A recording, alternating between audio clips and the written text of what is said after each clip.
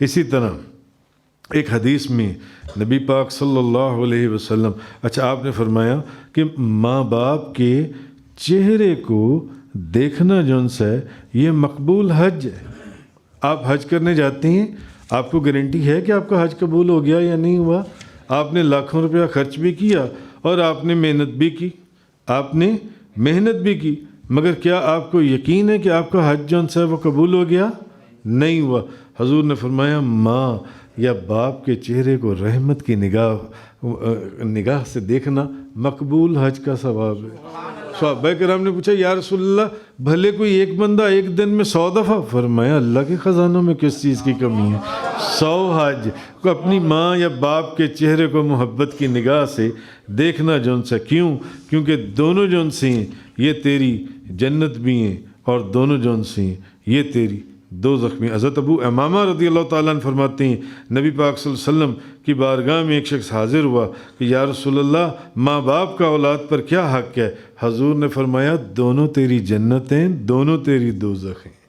یعنی اب تیری مرضی ہے، تو چاہے تو جنت بنا لے، تو چاہے تو دوزخ بنا لے، دونوں تیری جنت ہیں اور دونوں تیری دوزخ ہیں۔ اسی طرح ایک اور حدیث میں نبی کریم صلی اللہ علیہ وسلم آپ نے فرمایا، سب درود شریف پڑھیں، الصلاۃ والسلام علیک یا سید۔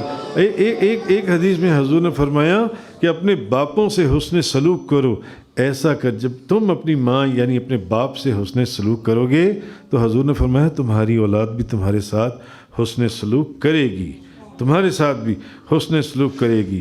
اسی طرح ایک اور حدیث مبارکہ کے اندر ہے، بلکہ ایک حکایت ہے نزہۃ المجالس کے اندر، کہ ایک حکایت ہے، ایک بہت بڑے اللہ کے ولی میں ان کو کسی نے خواب میں دیکھا اور انہوں نے ان سے پوچھا، استاد ابو اسحاق، ان سے بیان کیا گیا کہ میں نے کل رات خواب میں دیکھا کہ آپ کی جو داڑھی ہے، میں نے خواب میں دیکھا آپ کی داڑھی جواہر اور یاقوت سے مرصع ہے۔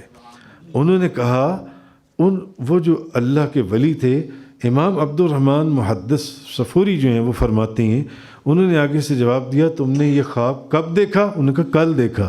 انہوں نے کہا بالکل صحیح دیکھا، اصل میں میری داڑھی کو جو تم نے دیکھا کہ یہ لال جواہرات سے مرصع ہے، وہ اس لیے کہ کل رات میں نے اپنی ماں کے قدم چومے تھے، کل رات میں نے اپنی ماں کے قدم چومے تھے۔